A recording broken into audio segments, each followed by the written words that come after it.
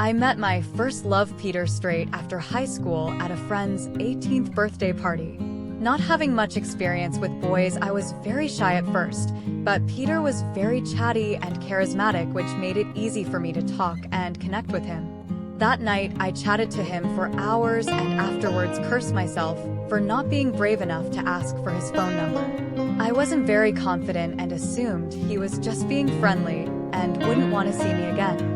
But, to my surprise, I received a call from him the next day. He had rung around a few people who had been at the party until reaching my best friend, Melissa, who promptly provided him with my digits.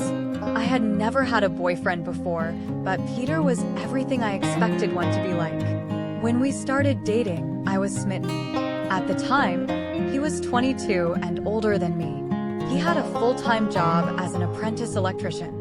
Peter had the cutest cheeky smile that he would flash whenever he wanted something, and I fell in love with him within weeks of meeting him.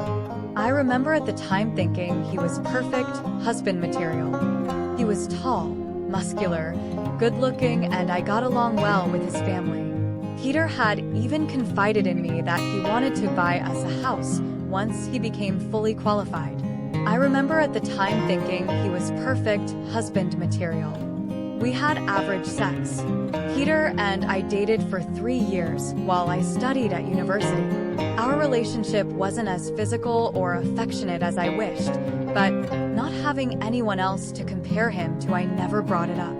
Peter was your typical blokey trot-eye, and while he was chivalrous in that he always paid for our meals and always looked out for me, driving me to parties and picking me up to make sure I was safe, he was never very affectionate, and our lovemaking was always short and to the point.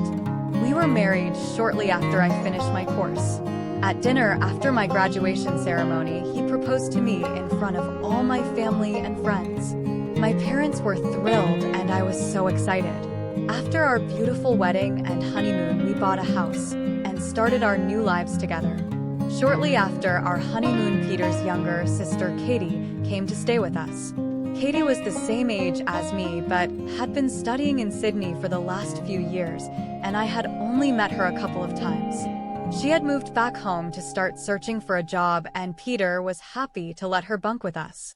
Our relationship wasn't as physical or affectionate as I wished. His beautiful sister was gay. Katie certainly came from the same gene pool as Peter. She had a stunning physique with beautiful big blue eyes, and she had the same charming, confident manner. I was nervous about her staying with us at first, but soon found that we had a lot in common. We would sit up late and watch DVDs together while Peter, tired from a long day's work, would go to bed early. It was on one of these late nights that I asked her if she was seeing any guys, or if she had left a boyfriend in Sydney. She was so gorgeous, I couldn't believe that I had never heard Peter or his family mention a boyfriend. She laughed and said that her family had always been awkward about this and liked to pretend it wasn't true. I looked at her quizzically, not understanding. Katie laughed and said she was a lesbian and that her family weren't very accepting of lesbian love, so they never talked about. I was surprised at first.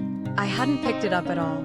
Weeks went by before the topic was brought up again. I was sitting with Katie on the couch when she asked me if I had ever been with a woman. I confessed that I had only ever been with Peter.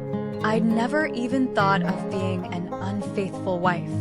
She told me she was surprised and that she thought I was very pretty. Was she trying to hit on me?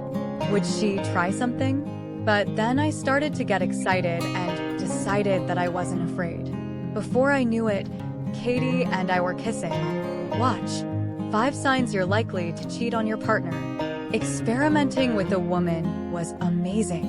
She was so soft and affectionate. It was something I had never experienced before. It wasn't long before we were in her bedroom. Later on, I snuck back into my and Peter's room.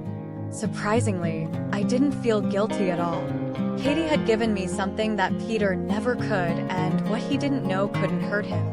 Katie ended up only staying with us for another week. She got a job a few suburbs away and moved into a share house with a friend.